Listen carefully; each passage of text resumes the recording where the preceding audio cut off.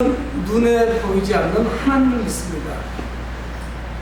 인간의 오감, 우리의 어떤 감각기능을 다 동원을 해도 하나님을 볼 수는 없습니다. 하나님을 만질 수도 없고, 하나님을 호흡할 수도 없고, 느낌으로 알 수도 없고, 더구나 눈에 보이지도 않고, 귀에 들리지도 않고. 그러니까 이 기독교의 하나님을 믿는다는 것은 대단한 믿음을 요구를 합니다. 이런 우리 눈에 보이지 않기 때문에 때로는 우리가 갈등하고 때로는 두려움이 앞서고 내가 제대로 믿고 있는 것인지 정말 하나님은 계신 것인지 회의감이 엄습하죠. 이거는 누구나 똑같은 경험이에요. 성도님들만 그런 것이 아니라 중직에 있는 분들, 교회 지도자도, 목사님들도, 또는 성경에 나오는 믿음의 선배들도 그 하나님의 실존, 하나님이 정말 계신 것인지 그거는 믿죠. 근데 하나님께서 침묵하시니까 갈등하고 회의감을 느끼죠. 하나님의 도심이 다 단절된 것 같은 그런 느낌을 받게 됩니다. 근데 이것은 예수님의 12제자들도 마찬가지입니다. 성경을 읽어보면 똑같아요. 우리만 그런 것이 아닙니다. 우리만 갈등하는 것이 아니라 하나님께서 왜 이렇게 묵묵부답으로 가만히 계시지? 왜 하나님께서 내 기도에 응답하시지 아니하시지? 왜 하나님께서 내게 한 번만 보여주시면 내 믿음이 훨씬 더 확장될 것 같은 하나님 침묵하시지? 가만히 계시지? 이런 경험을 하게 됩니다. 여러분, 우리가 죽음 이후에 가는 그 천국은 정말 기대되는 것이죠. 여러분, 근데 그 천국이 그렇게 쉽게 믿어지나요? 그렇지 않죠. 천국에 대한 우리의 소망이 너무 자주 흔들립니다. 믿음도 흔들리고 다 같은 것이죠. 천국에 대한 소망도 흔들리고 여전히 흔들리는 사람도 있을 것이고, 아니면 때로 간혹 흔들리는 이런 분들도 계실 것이고. 여러분, 오늘 성경에 나오는 예수님의 제자들도 자신들이 세상으로부터 거부당하고 있다는 것을 알았습니다. 사람들 자기들 받아주지 않아요. 그러니까 이들도 마찬가지예요. 미래에 대한 소망이 없으면 신앙생활을 유지하기가 어려워요.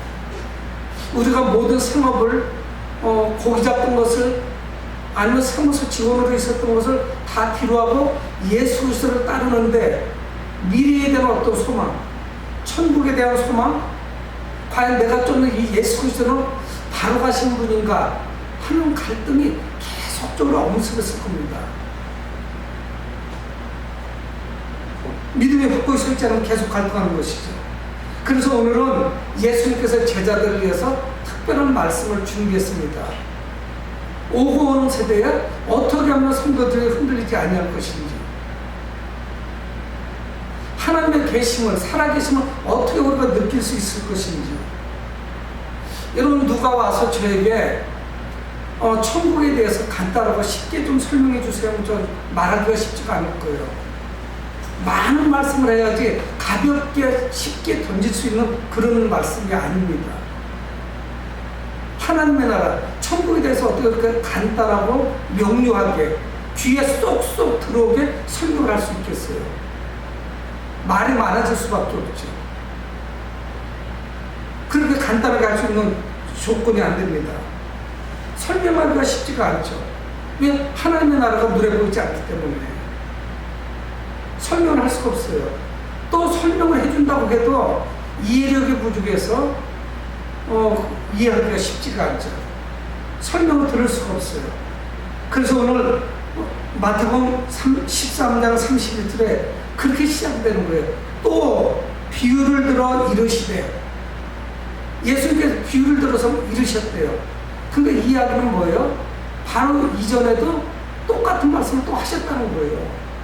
예수님조차도 간단하게 한마디로 말씀하실 수 있었으면 또 말씀하실 이유가 없죠. 또 이르시되. 그러면서 예수님 말씀하십니다. 천국에 대해서 말씀하시는 거예요.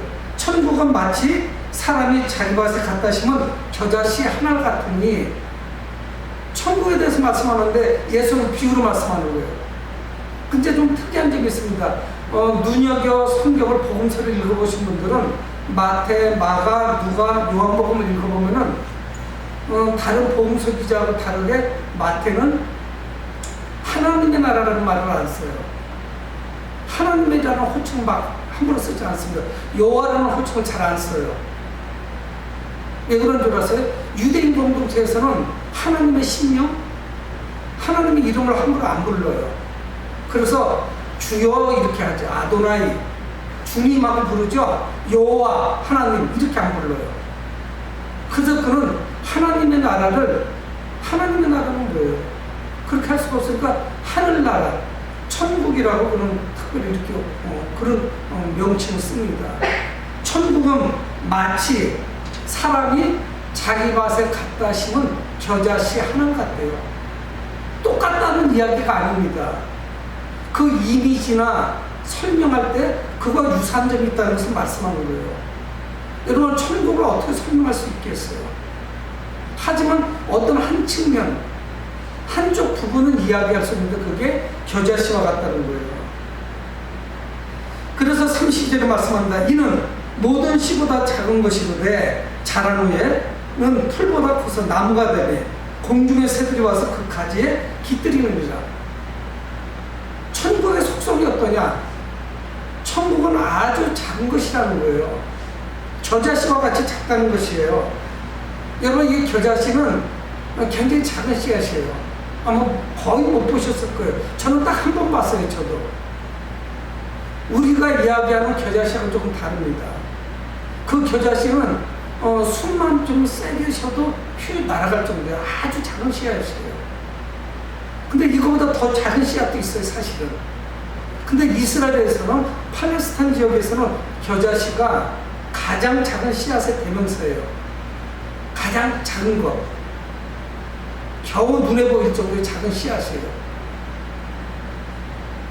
근데 천국이 그렇다는 것이에요. 이는 모든 씨보다 작은 것이로되 자란 후에는 풀보다 커서 나무가 되매 공중의 새들이 그 가지에 깃들입니다. 천국이 이렇다는 거예요. 아주 작은 겨자씨와 같은데 이것을 밭에 갖다 심으면은 이것이 자라서 큰 나무를 이룹니다. 그리고 거기에 새들이 깃들이게 되죠. 새들까지 와서 사는 것이에요. 여러분, 그러니까 예수님은 뭘 말씀하는 거예요? 하나님의 복음을 예수님도 전하시고 제자들도 전하지만 너무 미미해요.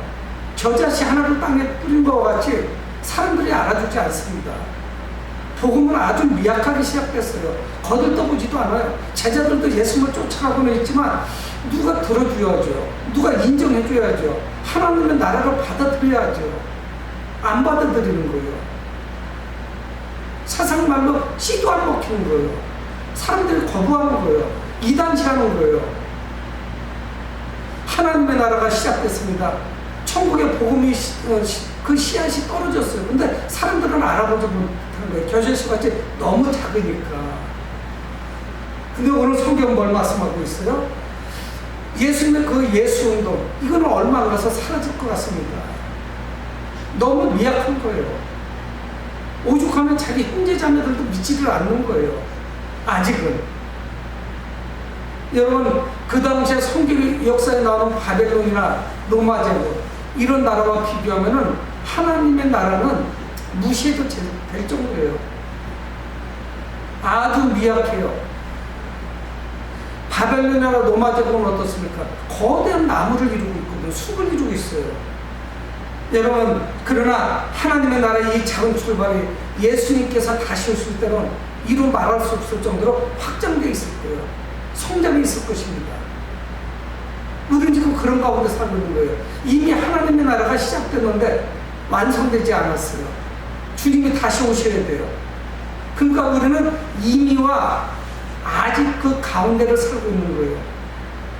그러니 지금 우리가 세상에 나가서 하나님에 대해서 설명한들 사람들이 호의적이지 않죠. 하나님의 나라에 대해서 설명한들 사람들이 거기에 큰 기대를 갖지 않습니다. 여러분, 하나님의 나라가 그렇게 좋은 곳이라면 사람들이 왜 안 오겠어요, 교회를? 그렇게 가야 된다고 차를 사주고 밥을 사주고 그렇게 가서 사정을 해서 교회를 데리고 와야 겨우 어느 정도 세월이 지나야 정착되지 않겠어요? 안 믿는 거예요. 우리는 그 하나님의 나라를 설명할 수가 없는 거예요. 보여줄 수가 없는 거예요. 여러분, 이 보잘것없는 겨자씨가 크게 자라나듯이 이 천국의 영향력도 점점 확장되어 갑니다. 그래서 우리는 이 하나님의 나라의 빈약함, 왜 이렇지? 우리 교회는 왜 이렇지? 한국 교회는 왜 이렇지? 그렇게 좋은데 왜 안 믿지? 걱정하실 거 없어요. 제자들도 마찬가지였어요. 확신이 없었어요. 쉽지가 않았어요. 간단히 설명할 수도 없었고 또 제자들도 알아듣지도 못했어요. 그래서 예수님은 또 비유로 이르시되 말씀하고 있는 거죠.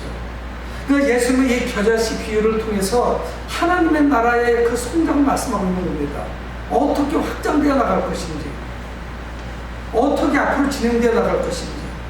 그러니까 하나님 나라의 시작은 겨자씨를 보면 알 수가 있어요. 그 작은 것이 이루 말할 수 없는 큰 거대한 나무로 자라나죠. 비교할 수가 없어요. 이어서 예수님은 또 하나를 비유로 말씀하십니다. 33절 같이 한번 읽어볼까요? 시작. 또 비유로 말씀하시되 천국은 마치 여자가 가루 솜 속에 갖다 넣어 전부 부풀게 한 누룩과 같으니라. 또 비유로 말씀하시는 거예요. 반복적으로 말씀하는 거예요. 또 이 천국은 어디와 같은, 뭐와 같으냐? 비유로 말씀하시는 거예요. 천국은 마치 여자가 가루 소말 속에 갖다 넣어 전부 부풀게 하는 누룩과 같으니, 이렇게 말씀합니다. 밀가루 속에 들어간 누룩과 같다는 거예요. 그래서 그게 어떻게 합니까? 전부 부풀게 하죠. 여러분, 가루 소말이면은 20kg가 조금 넘습니다. 잘 정확한 기억은 아닌데, 식당에서 사용하는 밀가루 한 푸대 중량이 20kg로 제가 기억을 합니다. 근데 이 가루 소말은 20kg를 조금 넘어요. 20kg 정도면은 국수집에서 100명 정도가 먹는다고 해요. 국수 100그릇이 나온대요. 여러분, 이 정도면은 가정에서 먹을 양이 아니에요. 온 동네가 잔치할 정도의 양입니다. 이거를 누룩을 넣어서 부풀어 오른 것을 빵으로 만들면 100명 정도, 한 마음 정도도 다 나눠 먹을 수 있을 정도예요. 여러분, 성경에서 누룩은 어떻습니까? 구약 성경에서 누룩은 늘 부정적이에요. 누룩은 나쁜 거예요. 그래서 하나님께 드리는 진설병을 만들잖아요. 그래서 출애굽기에도 나오고 레위기도 나오고 수요일 저녁마다 출애굽기를 통해서 우리는 배웠어요. 성소 안에 진설병을 만드는데 그냥 가루로 만들어요. 유기병은 안 돼요. 유기병은 뭐냐? 누룩을 넣어서 부풀게 하는 거예요. 그러니까 누룩을 안 넣은 빵이 오죽하게 해서 딱딱하지 않게 해서 식감이 떨어지죠. 뻣뻣할 겁니다. 잘 씹히지를 않을 거예요. 근데 왜 그러느냐? 이 누룩은 어떤 공동체에 들어가면은 거기를 나쁜 쪽으로 변화시키는, 악이 들어와서 전부 악하도록 만드는 나쁜 거의 대명사예요, 이거 누룩은. 근데 예수님은 그렇게 사용하지 않았습니다. 누룩을 매우 긍정적인 것으로 봐요. 좋은 식품 첨가물. 사실은 누룩은 좋은 것도 아니고 나쁜 것도 아니고 오히려 좋죠. 어떤 식자재 중에서 밀가루에 들어가는 것이기 때문에. 그래서 이 예수님은 이 누룩의 비유를 통해서 적은 양이 많은 양으로 부풀어 오르는 것, 이거를 말씀하고 있습니다. 밀가루에 누룩이 들어와서 잘 반죽을 치대서 서늘한 곳에 온도가 맞는 곳에 놓으면은 발효가 시작되면서 몇 시간이 되지 않아서 엄청나게 부풀어 오르죠. 눈에 보일 정도예요. 눈에 보일 정도로 이거는 부풀어 올라요. 겨자씨 나무가 자라는 것보다 밀가루에 들어간 누룩은 훨씬 더 눈에 띌 정도로 변화가 시작이 됩니다. 몇 배로 부피가 일어나죠. 그러니까 이건 뭘 말씀하는 겁니까? 성장한다는 측면에서 이 누룩도 겨자씨와 유사하다는 걸 말씀하고 있는 거예요. 계속적으로 성장해 나가는 거. 어떤 환경에서도 성장하는 거. 그러면 우리는 소망을 가질 만하죠. 여러분, 적은 양의 누룩이 밀가루에 들어가서 엄청난 부피로 성장해 가듯이 하나님의 나라가 그렇다는 거예요. 아주 미비하게 팔레스타인 땅에서 그 갈릴리 바다 주변에서 예수님께서 복음을 전하죠. 추종자가 몇 명 안 돼요. 외롭게 시작을 했어요. 12명이 따르고 있어요. 몇몇 무리가 예수님의 뒤를 따라다니고 있어요. 예수님께서 천국 복음을 선포하고 계시지만 사람들은 잘 알아듣지도 못해요. 오히려 예수님을 비난하고 떠나갑니다. 제자들도 그런 아마 고민을 할 거예요. 어떻게 예수님을 따라가야 되는 것인지. 수많은 사람들은 예수 운동에 관심도 없습니다. 이 불이 붙은 것이 얼마 지나지 않아서 사라질 것을 보고 있죠. 어제도 제 지인이 찾아왔습니다. 그래서 제가 복음을 잠깐 던졌어요. 건강관리로 싶어 왔다가 자기는 건강검진을 안 받으니까 저희 교회를 잠깐 방문했어요. 그래서 잠시 있었습니다. 그래서 제가 계속적으로 안 들으려고 하죠. 이 복음을 전하는데, 천국을 전하는데 그게 쉬워야죠. 짧은 시간에. 설명이 쉽지가 않아요. 물론 이번 주에 이 하나님의 나라 천국에 대한 설교 준비했기 때문에 얼마든지 전할 것이 있지만 받아들이는 사람은 그게 쉽게 받아들여지느냐고요. 2000년이 지난 지금 일부 국가를 제외한 전 세계 복음이 전파되어 있습니다. 미약하게 시작됐지만 이루 말할 수 없는 박해 가운데 이 교회는 확장되어 나가는 거예요. 이 대한민국도 그렇지 않겠어요? 처음에 복음이 들어와서 첫 번째 그 사람이 누군지 모르지만 그 한 사람이 믿은 거예요. 그러면서 천만 성도로 자라나게 된 거죠. 그뿐입니까? 사도행전 1장 8절에 말씀하는 것 같이 땅 끝까지 이르러 복음이 전파되고 있죠. 일부의 미전도 종족이 있지만 땅 끝까지 지금 복음이 다 전파돼서 5대 국대주의에 일부 무슬림 국가, 사회주의 국가, 공산주의 국가 이런 데는 지금 들어가지 못하는 거죠. 여러분, 오늘 겨자씨랑 누룩은 뭘 말씀하고 있습니까? 천국에 대해서 일부의 측면을 예수님이 말씀하는 거예요. 여러분, 하나님의 나라는 어떠냐? 천국은 어떤 속성을 가지고 있느냐? 보잘것없이 시작되는 거예요. 아마 여러분들 가운데 그 가정에서 한 분이 믿는 그런 가정도 있을 거예요. 성도 한 사람이 믿기 시작해서 그것이 전부 누룩이 퍼지듯이 겨자씨가 성장하듯이 이제 확장되어 나가는 거죠. 여러분, 실망하실 이유가 없어요.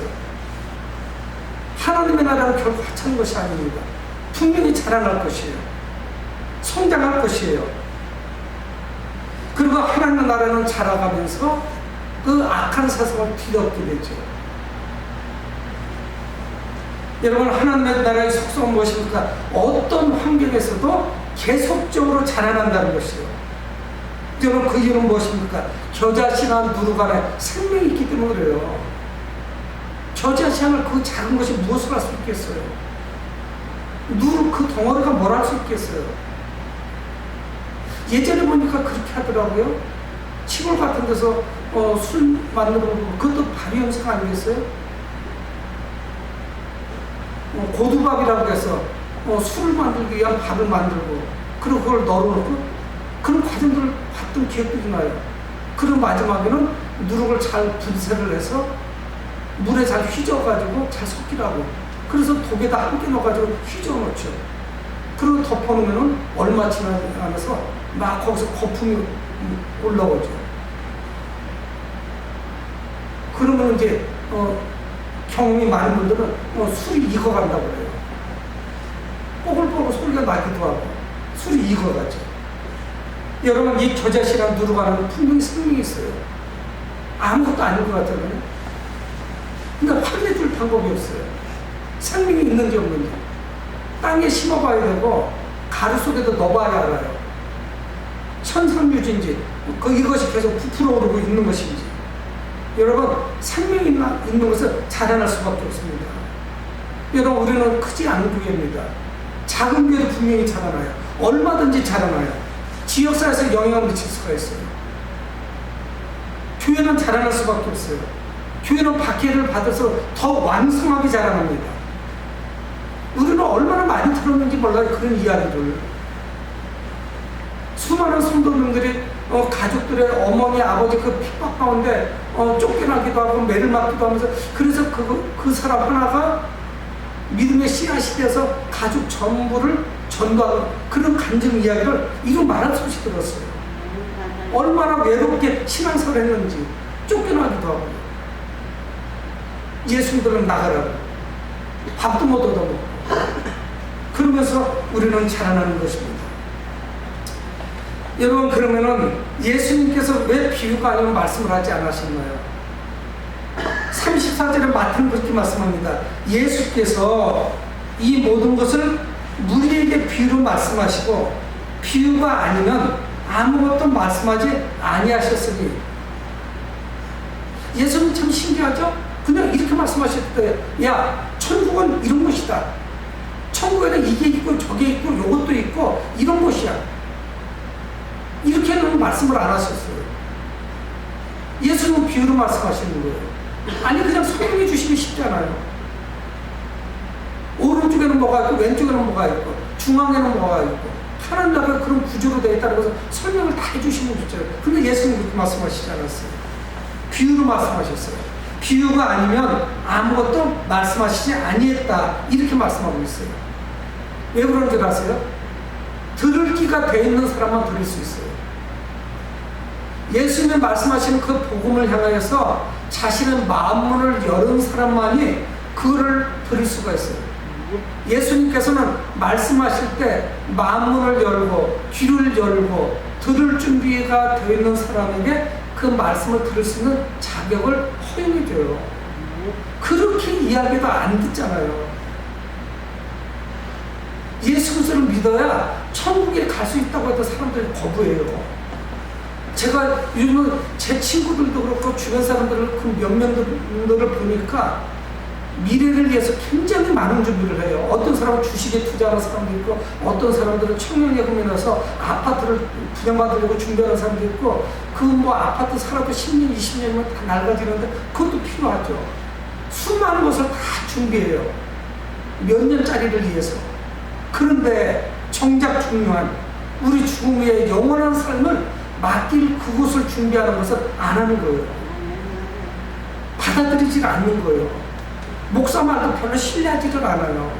뭐 한 번에 되겠습니까? 계속해서 전해야 되죠. 그래서 35절에서 마태는 말씀합니다. 이는 선지자를 통해 말씀하신 바 내가 입을 열어 비유로 말하고 창세부터 감추는 것들을 드러내리라 함을 이루려 하십니다. 이거는 선지자를 통해서 말씀하시는 것 중에 나오는 거예요. 그래서 마태는 어떻게 하느냐, 시편 78편 2절을 인용을 했어요. 왜 예수님이 내가 제자로 예수님을 따라다니면서 보니까 천국을 말씀할 때는 왜 비유로 말씀하는 줄 아냐, 시편 78편 2절을 예수님이 성취하시기 위해서 그런 것이다.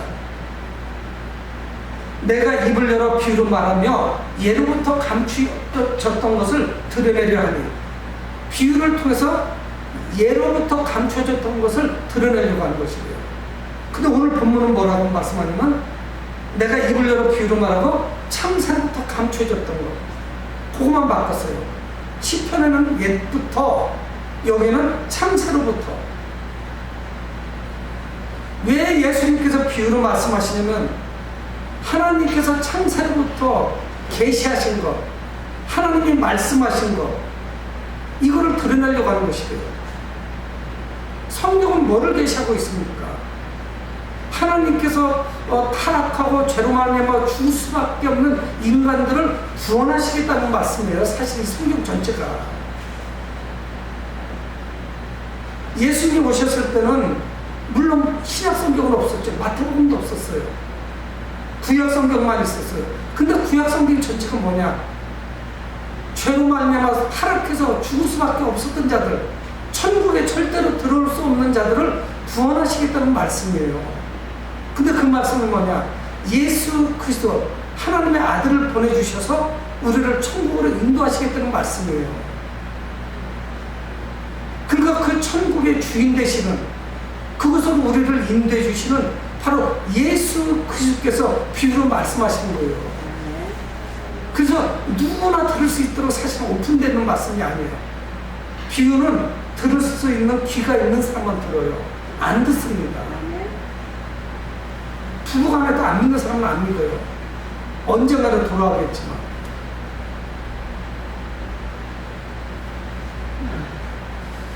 여러분, 결국은 이 감춰졌던 거, 이것을 비유를 통해서 예수님이 드러내신 거예요. 하나씩 툭툭 던지시면서 또 비유로 이르시되 또 이르시되 하면서 천국의 비밀을 말씀하고 있는 거죠. 그러니까 이 제자들은 누굽니까? 천국을 비유로 들을 수 있는 그런 귀한 특권을 가진 그런 깨닫는 은혜를 갖게 된 것이죠. 하나님은 놀라운 축복을 받게 된 거예요. 예수님을 통해서 직접 들은 자들이니까. 예수님 앞에서 들었죠. 예수님께서 말씀하시면서 예수님의 침방울이 튄 것을 그것을 느끼면서 들었을 거예요. 사랑하는 성도 여러분, 세상 사람들은 천국에 대해서 하나님이 있다 없다, 천국이 있냐 없냐, 뭐 여기에 대해서 이러쿵저러쿵 이야기합니다. 이런저런 말을 해요. 천국은 있을 수가 없다. 천국에 대해서 이야기해봐라. 그래서 그들은 뭐냐? 눈에 보이는 상태, 그 상태만 이야기하는 거예요. 여러분, 하지만 이건 전부 잘못된 지식입니다. 옳지 않은 것이에요. 예수는 비유를 통해서 말씀했어요. 예수님의 입을 통해서 들려주시는 천국의 비유만이 진리죠. 그러니까 우리가 이것이 약하니까 사이비단이 계속 비유로 말씀하신 걸 이야기하고 엉터리로 비유풀이를 하는 거예요. 그래서 수많은 우리 그리스도인들이 그쪽으로 넘어가 버렸어요. 이번 코로나로 천태를 맞았지만 예수님이 하시는 그 비유의 말씀만이 진리예요.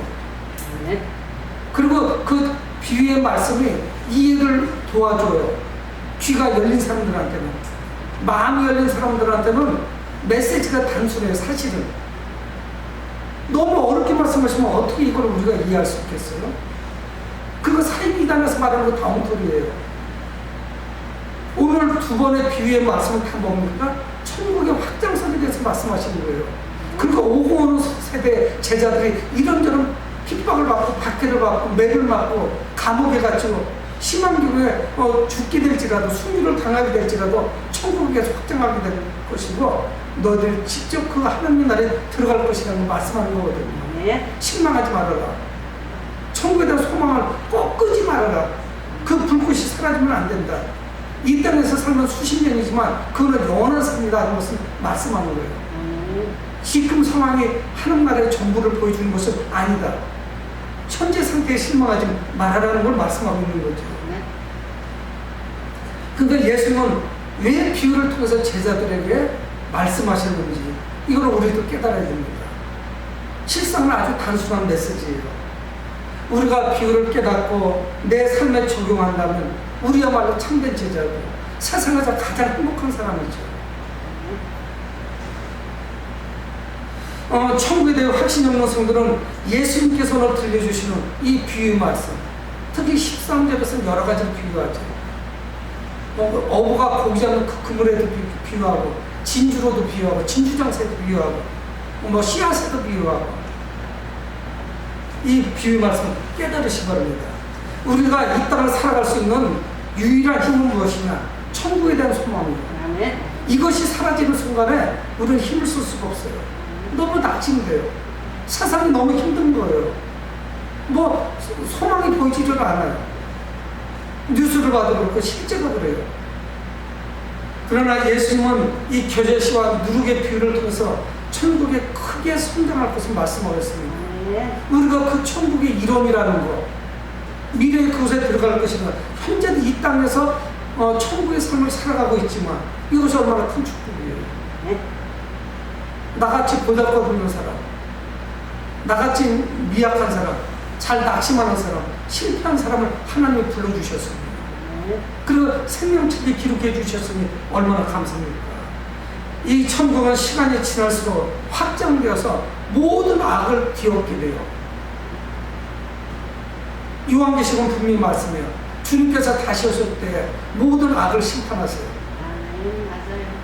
지금은 그것이 왕성하고 그것이 옳은 것 같죠. 수단 방법 가리지 않는 성경이 옳은 것 같죠?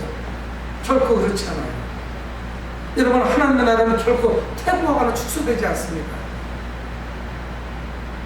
우리 삶에 지치고 낙심한 살아가는 성도 여러분, 이 천국의 속성을 깨닫고 예수님의 비유를 깨닫고 천국의 소망을 붙잡고 살아가시는 여러분들 되길 주님의 이름으로 축복을 드립니다. 네. 고마우신 아버지는